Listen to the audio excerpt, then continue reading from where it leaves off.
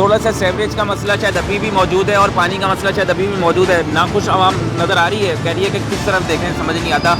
सियासी रिश्वत के तौर पर तो काम कर जाते हैं मगर मुस्तकिल तौर पर इसका कोई इंतजाम नहीं करते। इशूज़ हैं वो गैस के हैं। हाँ, जो दीगर मामला बस गैस के हमारे जो इशूज़ हैं, जो ये 2 हफ्ते से हमारे इलाके में गैस नहीं है, अनेबल नहीं है।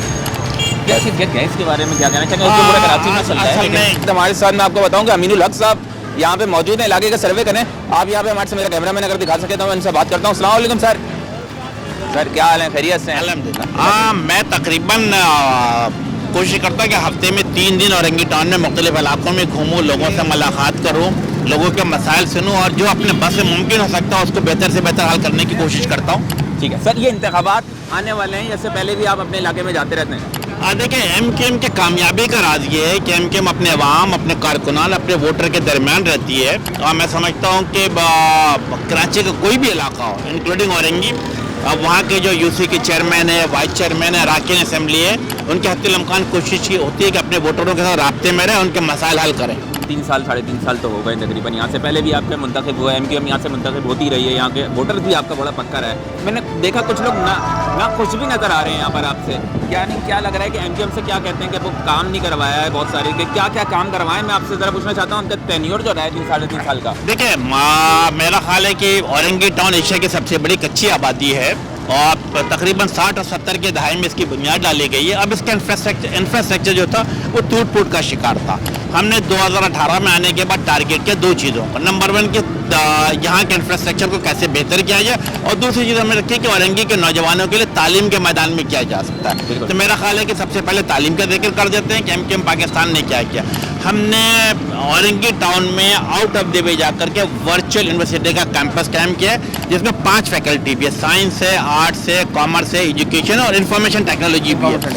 अब अच्छी बात क्या है कि औरंगी के नौजवानों को, औरंगी के तलबा और तालबात को औरंगी से बाहर जाने की जरूरत नहीं है। उन्हें BA करना हो, MA करना हो, MSc करना हो, BSc करना हो, B.Ed करना हो या इंफॉर्मेशन टेक्नोलॉजी में तालीम हासिल करनी है, वो लोग औरंगी में रहकर भी तालीम हासिल कर सकते हैं। साथ साथ हमने औरंगी टाउन में 2 IT लैब बना के दिए ताकि वहाँ पे जैसे कहते हैं 15 दिन का कोर्स करना चाहे, महीने भर के 3 महीने का जो कोर्स होता है, सर्टिफिकेट कोर्स होता है, डिप्लोमा करना चाहे वो कर सकते हैं और बैठ करके अपने घर से अपनी कमाई हासिल कर सकते हैं। डिजिटल स्कूल कायम किया है, जाके वहाँ पर हमने कोशिश की है कि ग्रेड 1 से बच्चों को कंप्यूटर की तालीम दी जाए। साथ साथ औरंगी के नौजवानों में लगभग 150 से ऊपर हमने कंप्यूटर तकसीम किया है, लैपटॉप तकसीम किया है। ये आपका 3 साल के टेन्योर में ये तमाम चीज़ें हमने कायम किया और स्टेट ऑफ द आर्ट है, जैसे कहते हैं कि लेटेस्ट इक्विपमेंट के साथ, लेटेस्ट टेक्नोलॉजी के साथ भी कर रहे हैं। इसी तरीके से हमने IT स्कूल कायम किया है जिसके अंदर ग्रेड 1 से बच्चों को कंप्यूटर की तालीम दी जा रही है। इसके साथ हमने इंफ्रास्ट्रक्चर के ऊपर भी तवज्जो दी है। इंफ्रास्ट्रक्चर में सबसे टॉप प्रायोरिटी हमने पानी को रखा है और इसके साथ हमने क्या किया, हमने जो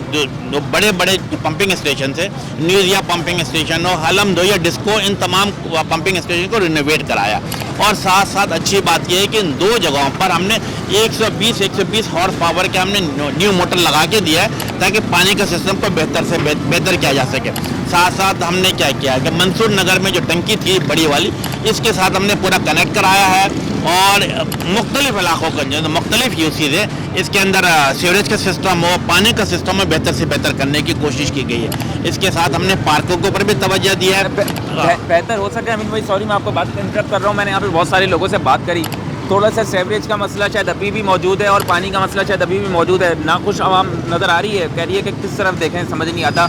एप्लीकेशंस भी दी जाती हैं लेकिन शायद उसके ऊपर अमल नहीं किया जा रहा है। 50% काम होता है और 50% नहीं होता, इसकी क्या वजह है? देखिए, हमने हत्तुल इम्कान कोशिश की क्योंकि हम इस पूरे औरंगी के अवाम की 30-35 लाख की आबादी है और इस आबादी में 100% तो काम मुकम्मल नहीं हो सकता। लेकिन हमने क्या कोशिश की कि जो सीवरेज का मसला हो, पानी का मसला हो, इलेक्ट्रिसिटी का मसला हो और बिलखसूस वो तमाम चीज़ें सिंध हुकूमत से जिससे रिलेटेड थी।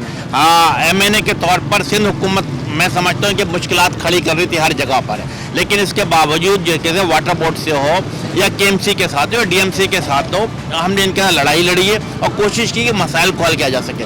यकीनन कहीं ना कहीं पे शिकायत मौजूद होगी, मेरे हत्तुल इम्कान कोशिश होगी कि उनसे भी रब्ता किया जाए और बेहतर से बेहतर मसाइल को हल किया जा सके। सर अमीन साहब मौजूद है यहाँ पे, इलाके का सर्वे कर रहे हैं तो कोशिश करते हैं सर हम आपके साथ सर्वे करें थोड़ा सा, अगर आप चाहें तो हम भी देखते हैं थोड़ा सा सर्वे करते हैं। क्या हाल है, खैरियत से हैं? खैरियत से ठीक ठाक है। किसको फिर आने वाले इंतखाबात में देख रहे हैं, औरंगी टाउन के मसाइल हल कर रहे हैं? अब जो सूरत हाल ये है कि यहाँ पर काम एमकेएम के अलावा किसी ने किया भी नहीं है। अच्छा, इक़्तिदार में जो है लोग, यहाँ पर दीगर पार्टियों के भी लोग मौजूद हैं, सियासी रिश्वत के तौर पे तो काम कर जाते हैं मगर मुस्तकिल तौर पे इसका कोई इंतजाम नहीं करते। अमीनुल हक भाई यहाँ के मैंने मुंतखब हुए हैं और होने के बाद इतनी खतीर तरीके से रकम इन्होंने पानी के हवाले से, सेवरेज के हवाले से, सड़क के हवाले से, स्ट्रीट लाइट के हवाले से, इतने क्राइम जराइम हो रहे थे, इतनी डकैतियाँ हो रही थी, लाइटों का इंतजाम इन्होंने किया, बहुत काम किया इन्होंने। हम तो अप्रिशिएट करते हैं। कोई इनसे इख्तलाफ रखे मगर इस बात को मानेगा कि अमीनुल हक ने यहाँ पर एमएनए के पूरे कराची में, मेरा दावा है कि पूरे कराची में ऐसा तो नहीं है ये अभी सामने तो नहीं ऐसी बात नहीं, पीठ पीछे मेरी इनसे इतनी बात भी नहीं है। ना इनसे इतना मेरा दुआ सलाम तक की हद तक थी मगर इतनी मेरी उनसे अलग सलग भी नहीं है थी। मगर मैं एक बात जरूर कहूँगा कि अमीनुल हक के फंड जो है पूरे कराची में इस एमएनए ने जितना काम कराया है कराची में, बहुत बड़ी आबादी है, कराची का एशिया की कच्ची आबादी है और यहाँ पर स्ट्रक्चर को मुतवातर तरीके से बनाना भी एक जो है शेर के बराबर होता है। मगर पैगम्बर अमीन भाई ने यहाँ पर बेतहाशा काम किया। हाल है भाई, कैसे हो? खैरियत से हो? क्या मैंने तो देखा जैसे अमीन भाई खड़े हुए हैं यहाँ पर आके, सब लोग आहिस्ता आहिस्ता जमा होना शुरू हो रहे हैं। मैं क्या सैयद अमीनुल भाई हक का बहुत बड़ा शुक्रगुजार हूँ कि इन्होंने हमारे इलाके में 3-4 गलियाँ बनाई और पानी की लाइन भी सर्वे करी और इससे ये भी फ़ायदा हुआ कि कितने लोगों के घर में पानी नहीं आता था, रोड में आके पानी भरते थे तो उनके घर तक पानी पहुँचा और अभी और इंशाल्लाह आगे काम करेंगे। इनसे उम्मीद तो है, अब आगे का कुछ पता नहीं क्या होगा, अभी तक तो उम्मीद है इनसे हमारा अच्छा काम हो। क्या हाल है, कैसे हो? खैरियत से ठीक हो? क्या हाल है भाई, कैसे हो? खैरियत से हो? फिर अमीन भाई साथ आज चल रहे हैं आपके, आते रहते हैं इलाके में, विजिट होता रहता है, मुलाकात रहती है? फिर आते तो रहते हैं लेकिन मुलाकात आज हुई है। मैं यहाँ होता नहीं हूँ ज़्यादातर, मेरी यूनिवर्सिटी में। अच्छा, यूनिवर्सिटी में होता है, काम वगैरह चल रहा होता है, सेवरेज का मसला, पानी नहीं, जब होते हैं तो फिर पानी वगैरह का मसला वगैरह नहीं होता है, वरना तो फिर कंप्लेन वगैरह करने से सुनते हैं ये लोग। क्या मंशूर लेकर आइए इस मरतबा एमक्यूएम?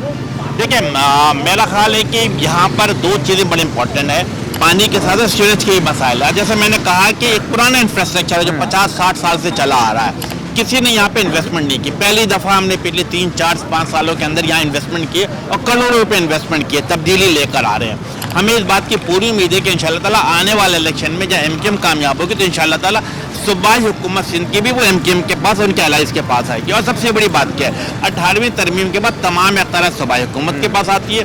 हमारी ख्वाहिश है कि सूबाई हुकूमत एमकेएम के पास आए तो न सिर्फ हमें सीवरेज का मसला हो, पानी का मसला हो, तालीम का मसला हो, बल्कि ट्रांसपोर्ट का मसला, इन तमाम चीज़ों पर काबू पा सकेंगे। प्लस हमने विजन क्या रखा, हमने विजन रखा है जहाँ पर हमने जैसे कहा कि तालीम के हवाले से और इंफ्रास्ट्रक्चर की बेहतरी के हवाले से रखा है, तो हमने फ्यूचर में भी 2 चीज़ें औरंगी टाउन के लिए सोची हुई है। जिस तरह मैं समझता हूँ कि 2007, 2008 या 2009 में जब एमकेएम के बाद लोकल गवर्नमेंट थी, जिसे कहते हैं कि एमकेएम की हुकूमत थी, तो हमने ये जो आज आपने 3.5 किलोमीटर का फ्लाईओवर देखा अब्दुल्ला कॉलेज से लेकर औरंगी टाउन तक, किसके दौर में बना? एमकेएम के दौर में बना। औरंगी टाउन के लिए एक और रास्ता जो कटी पहाड़ी की सूरत में किसने निकाला? एमकेएम के दौर में निकला। और अब हमारे क्या ख्वाहिश है, हमारे ख्वाहिश है 2 चीज़ें कि ऑरेंज लाइन जो मैं समझता हूँ कि सिर्फ और सिर्फ 3 किलोमीटर तवील है, जो बोर्ड ऑफिस से शुरू होकर औरंगी 5 नंबर पर ख़त्म होती है, हमारा विजन है कि हम इसे इंशाल्लाह ताला ज़िया कॉलोनी तक लेकर आएंगे, गुलशन ज़िया तक लेकर आएंगे, ताकि औरंगी के मसाइल ट्रांसपोर्ट का मसला हल हो सके। साथ साथ ये औरंगी 5 नंबर पर रोज़ाना की बुनियाद पर सुबह आधा घंटा और शाम के आधा घंटा हर शख्स, हर औरंगी में आने जाने वाले ट्रैफिक में फंसता है। हमारी ख्वाहिश ये है कि इंशाअल्लाह आने वाली हुकूमत में हम यहाँ पर अंडरपास बनाएं ताकि औरंगी के अवाम को आसानी पैदा हो सके। और यहाँ मंशूर था, क्या जज्बात हैं और क्या आगे करने वाली है एमक्यूएम? क्या करना है? क्या हाल है भाई, कैसे हो? खैरियत से हो? सर क्या मतलब किस तरह देखो हालात वाला साइड चल रहे हैं औरंगी के? अल्हम्दुलिल्लाह हालात तो बेहतर से बहुत हो गए साइड।